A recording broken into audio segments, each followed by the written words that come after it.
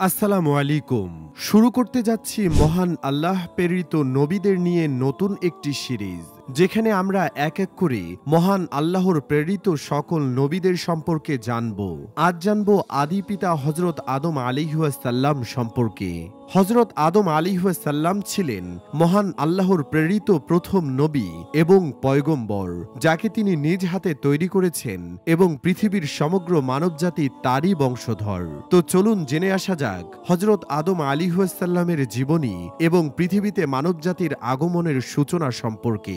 আল্লাহ সুবহানাহু ওয়া তাআলা যখন মানবজাতিকে সৃষ্টির চিন্তা করলেন, তখন তিনি ফেরেশতাদেরকে ডেকে বললেন, আমি জমিনে আমার খলিফা অর্থাৎ প্রতিনিধি সৃষ্টি করতে চাই। একথা শুনে ফেরেশতাদের মনে হলো হয়তো তাদের ইবাদত বন্দগিতে কোনো ঘাটতি রয়েছে, এজন্যই মহান আল্লাহ তাআলা নতুন মাখলুক বানানোর সিদ্ধান্ত নিয়েছেন। ফেরেশতাগণ জিন জাতির মতো এমন সৃষ্টিও দেখেছেন যারা খুব বেশি বুদ্ধিমান তো ছিলই না, বরং বেশ লোভী ছিল। তারা মহান আল্লাহকে বললেন, হে আমাদের রব, আপনি পৃথিবীতে এমন সম্প্রদায়কে নিজের প্রতিনিধি বানাতে চাচ্ছেন যারা মন্দ কাজ করবে এবং রক্তপাত ঘটাবে, যেমনটা করেছে জিন জাতি।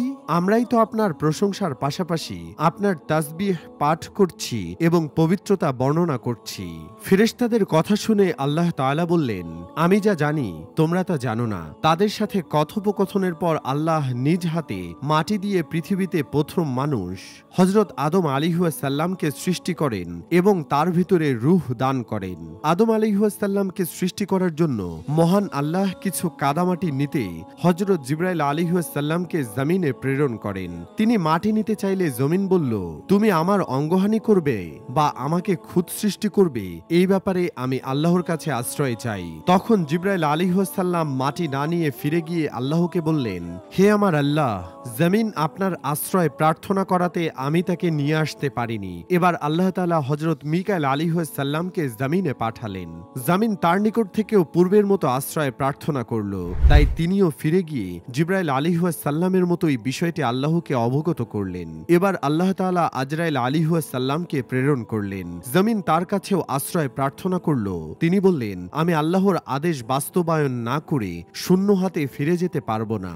আমি মহান আল্লাহর পক্ষ থেকে ক্ষমা প্রার্থনা করছি। এরপর তিনি বিভিন্ন স্থান থেকে মাটি সংগ্রহ করে আল্লাহর নিকট নিয়ে যান। সেই মাটি থেকে মহান আল্লাহ তার কুদরতি হাত দিয়ে হযরত আদম আলাইহিসসালামকে সৃষ্টি করেন। এরপর মহান আল্লাহ পাক ফেরেশতাদের আদেশ করলেন হযরত আদম আলাইহিসসালামকে সিজদা করতে। সব ফেরেশতা সিজদায় লুটিয়ে পড়লেও শয়তান সিজদা করল না। তখন আল্লাহ রেগে গিয়ে শয়তানকে বিতাড়িত ঘোষণা করলেন। সেই থেকে শয়তানও প্রতিজ্ঞা করল যে আদমের জন্য তার শয়তান হতে হয়েছে, সেই আদম ও তার সন্তানদের পথভ্রষ্ট করবে এবং জাহান্নামে প্রেরণ করবে। বেহেশতের প্রথম মানব হিসেবে মানব জাতির আদি পিতা আল্লাহর আদেশে জান্নাতে থাকতে শুরু করলেন। জান্নাতের বাগানে গিয়ে তিনি একা একা ঘুরে বেড়ান, কখনো বহমান নদীর তীরে, কখনো ফুলের বাগানে, কখনো প্রবাহমান ঝর্ণার স্রোতে, কখনো পাখির কলরবে ঘুরে বেড়ান আর বিমোহিত হন। প্রভুর সৃষ্টি দেখে মুগ্ধ হন আর শুকরিয়া আদায় করেন আল্লাহর দরবারে। কিন্তু এত কিছুর পরও আদম আলাইহিসসালামের কিছু ভালো লাগে না, একা একা অনুভব করেন। তখন মহান আল্লাহ হযরত আদমের পাঁজরের হাড় দিয়ে সৃষ্টি করলেন প্রথম নারী এবং মানবজাতির প্রথম মা হযরত হাওয়া আলাইহিসসালামকে।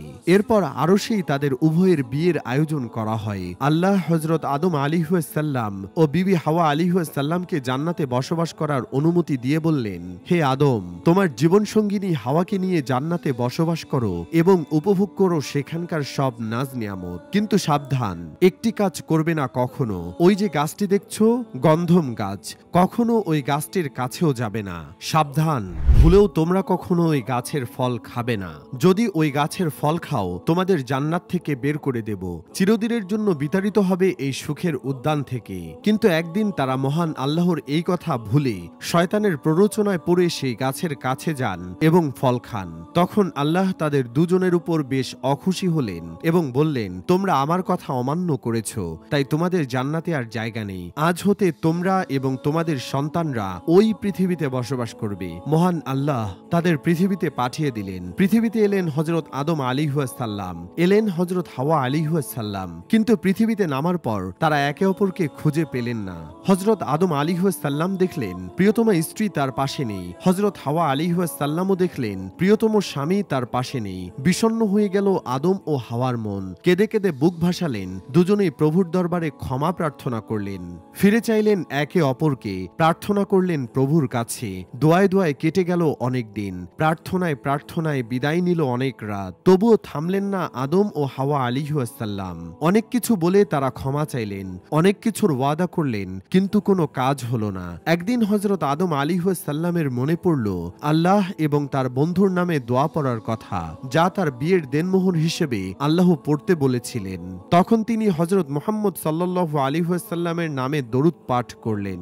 আল্লাহ তার এই দোয়া কবুল করলেন এবং হযরত জিবরাইল আলাইহিসসালামকে পাঠিয়ে জানাতে বললেন, আদমকে গিয়ে বলো আমার বন্ধুর নামে দরুদ পাঠের উসিলায় আমি তাকে ক্ষমা করেছি, এখন যেন সে মক্কায় গিয়ে হজ পালন করে। হযরত জিবরাইল আলাইহিসসালাম গিয়ে আদম আলাইহিসসালামকে জানানোর পর তিনি খুশিতে সিজদায় লুটিয়ে পড়লেন এবং মক্কার উদ্দেশ্যে রওনা করলেন। আসমান থেকে বর্তমান শ্রীলঙ্কার শরণদ্বীপে নামানো হয়েছিল হযরত আদম আলাইহিসসালামকে এবং বিবি হাওয়াকে নামানো হয়েছিল জেদ্দায়। আদম আলাইহিসসালাম মক্কায় গিয়ে দেখলেন হাজার হাজার ফেরেশতা আল্লাহর ঘর তাওয়াফ করছে, তিনিও তাওয়াফ করলেন। এরপর তিনি তার স্ত্রীর জন্য আল্লাহর কাছে দোয়া করলেন। আল্লাহ তার দোয়া কবুল করলেন এবং বিবি হাওয়ার সঙ্গে আরাফাতের ময়দানে মিলিত করলেন। এরপর দুজনে একসাথে দুনিয়ায় সংসার শুরু করলেন। হযরত আদম আলাইহিসসালাম 1000 বছর বেঁচে ছিলেন। হযরত মুহাম্মদ সাল্লাল্লাহু আলাইহি ওয়াসাল্লাম বলেন, শুক্রবার হলো সবচেয়ে উত্তম দিন, কারণ এই দিন হযরত আদম আলাইহিসসালামের জন্ম এবং একই দিনে তার মৃত্যু হয়। আবার এই দিনে পৃথিবী সৃষ্টি হয়েছিল এবং কিয়ামতও এই দিনেই হবে। হযরত আদম আলাইহিসসালামের 1 বছর পরই হাওয়া আলাইহিসসালামের মৃত্যু হয়। ভিডিওটি কেমন লাগলো জানাতে ভুলবেন না।